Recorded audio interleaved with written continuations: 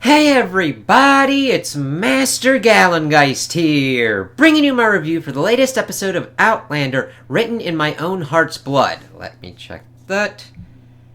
Yes. So, overall, I enjoyed this episode, even though we had to still deal with Roger and Brianna's side questingness and some overhanded kind of things of trying to bludgeoningly foreshadow stuff of what's kind of going on in this episode. My biggest kind of pet peeve at the moment is that there's like a 2-week break between this and like the season finale. We have to wait until like January 17th. It's a premium channel. I understand that certain kind of other ones that like have sports and whatnot kind of do that kind of change up. I just don't know why. It's like, what the fuck? I mean, I can be patient and everything, but I'm like, why do we need to wait? But we dealt with a lot of things going on here, the Battle of Monmouth, and everything that kind of went with it, but it's really kind of strange. We didn't really see the battle go on as much as kind of fallouts and repercussions of what was kind of going on. So, the main kind of things that this deals with is Jamie and Claire for the bulk, tying that in together with Ian and Lord John going to rescue William, and then, of course, Brianna and Roger's whole kind of thing as well. Brianna pretty much getting ready to go and try and get to Roger, getting stones for Jem and Mandy. Mandy going daddy, and pretty much going up to run towards a stone. That pretty much goes for their kind of stuff. Roger, we deal with him and Buckley kind of... him and Buck kind of dealing with the kind of situations where like, we're kind of stuck. What are we doing? To try and find Jem. And then, of course, him dropping that Galus and Dougal are his mother and father, and him being like, you did shit with your dad. Now, Roger, like, it's a little bit different in Roger's case. He accidentally happened upon his father because he was searching for Jem and Jeremiah. All right? Well, I'm not going to really kind of fuck up on Roger for that kind of bit. Also, Roger's father is also time displaced. If you're going to kind of go on people and they're at their kind of set kind of points, I know Galus is a time traveler as well, and she's kind of like put herself at this position. And him and Roger having this kind of argument over him wanting to go to talk with his mother, talk with his father. It really didn't happen in the books. Now, that can be it can be a good thing or a bad thing depending upon what kind of happens. Here it just feels a little bit more kind of manufactured for drama. However, if it at least is stopping us from getting to the potential position of Buckley fucking himself out of existence by fucking Galus Duncan, I think the more that is like not fucked with, like actually be like, you know what? Sometimes there's things you just, what? Now, that's kind of how the summary kind of lays it out. If that's completely and utterly wrong, teach me. Tell me more. Now, I also do discuss this with my mom as well. She is the in-depth lore person for this because of how much she's into it. And even she's a little bit iffy on what kind of goes on with that whole kind of thing. So if they're kind of changing that up, fine, cool. It's just a little bit awkwardness of like, okay, why are we fighting over this? I understand that we've kind of reached the biggest kind of shit point with not understanding what's going on with Jem, but alright. So that's pretty much it with their kind of thing. They're kind of getting together with each other. Roger pretty much leaving a letter leading Brianna to be like, we'll go and try and get to that. Where they pretty much get back to Lollybrock, saying hello to the house and everything, talking to Brian, writing letters, one to Brianna, Buck doing it for Galus.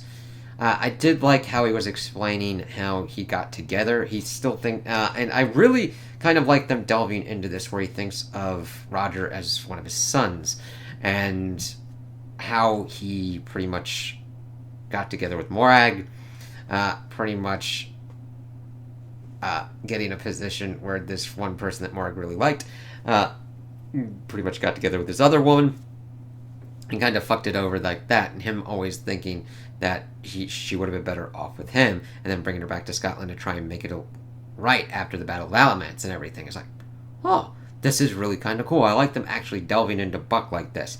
I wish they had talked more about this kind of stuff within the summaries, because they decide to summarize certain weird-ass kind of stuff over other kind of things. Never mind the fact that we've gotten nothing on Fergus's front in regards to his family and everything, which has a lot of different kind of things and connotations as well, because that completely changes up what goes on with Lord John Grey's whole kind of spiel, because Germain links up with him, kind of similar to Jamie and Fergus with like the Battle of Culloden, except this time in the American Revolution. Domino effects when you start changing different kind of things for certain kind of adaptations. You have to figure out what's going on. Game of Thrones also had this stuff as well. Not dealing with Lady Stoneheart and other kind of different aspects as well. That has different kind of problems when it comes to the adaptations later on, but I get the same kind of vibes of what's going on here. So he leaves that in the desk. Brianna finds it, pretty much gives them the whole impetus for their kind of little spiel as well. So we'll see what kind of works on here, how they attempt to do this, and how they kind of wrap this up. Hopefully it leads up to kind of how the book ends, because, let's see.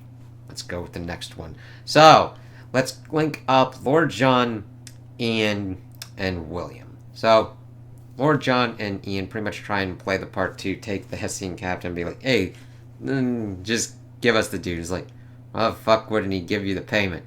And they needed to do a little bit more on the kind of tension here, because it just almost... Alright, I'm a lot into video games and everything. This felt like it was like a certain kind of game, kind of padding out a certain kind of thing, where it's like, okay, why don't you just call it out? They bring out William, that they beat him up and everything, and then Lord John does some crazy-ass fucking headshots with, like, some pistols. Now, to be able to do that, you're a badass, especially back in those times, but he, like, double headshots. Ian takes some motherfuckers out. He decides to leave the Hessian captain alive. He's like, you're gonna regret this, motherfucker. And, of course, I'm thinking, wow, with Archbug, he kind of regretted that. I wonder what's going to happen later. And they kind of thank each other and then go on their way. And then later on we check back in, because the editing in this is completely and utterly all over the place and shifting us from, like, Monmouth and everything going on there to certain stuff with Roger and Brianna, and then back to here, because we then see the Hessian captain kind of going on, and then Roger's like, not Roger, nah. Ian pops up and they're like, yeah, I would have regretted it, and killed his fucking ass, because they're like, I'm not waiting on that kind of shit. But this also links up to little kind of story bits that we get with Monmouth, where Claire is talking with Rachel, and Rachel is very worried because she doesn't want her principles about violence to hang up Ian, which you kind of see here as he's like, I don't want to be a killer and I don't want to kill people, but this motherfucker keeps bringing up shit. It's like, well, yeah, you got to balance those things. She being worried that he'd get hurt or killed because he was trying to follow her principles in a violent kind of endeavor. Claire just being like, yo, chill, help us out here. This is what we can kind of control right here. As we see them kind of setting up at this kind of church, and this other kind of dude being like, I'm the head doctor here, and you will not be in here. And she's like, fine, whatever, fuck you, asshole. So she decides to pretty much triage out front. We see that Jamie sends off. We get some nice kind of moments. Him with her in the tent and being like, this is kind of his ritual to kind of prepare himself for what's kind of going to be happening. And then he pretty much goes off. They get a nice, lot of nice moments before they kind of go off. Them promising not to die on each other of what's kind of going on here. We also then get these flashbacks hammering hard that something horrible is going to happen to Claire because she has this bad feeling about the abyss and everything like that. And Jamie giving kind of like, to me, empty kind of words. It's like dude saying platitudes that once something bad happens, those platitudes kind of shatter. Now that does happen in this episode, and we see it as it kind of goes on. We see Claire being a badass, showing the doctor dude, listen, I know what's kind of going on here. He's like, what the fuck are you doing? He's got air in his fucking lung. He's like got air in his chest. We got to get this shit out. And then able to get him good, and them kind of conferring and everything, him eventually getting begrudging respect for her as everything kind of starts to devolve into kind of just chaos around there. But we see that Jamie and his people are able to kind of get the British on the run. They start going past the church, and we see that they just start fucking heckling each other. It really goes to show that you have to very, very much be careful of what's kind of going on within a battle kind of scenario. And this is where they then start firing on each other. We don't quite see. I think it's more led to believe that the British start firing first before the Continental Army starts firing in return. But it's more of both being dipshits. They're retreating. Stop fucking heckling them and just fucking tend to your wounded. Your job is to protect your wounded there and anybody else there. So just fucking stop it. But nah. I got my big dick wagging. And so what happens?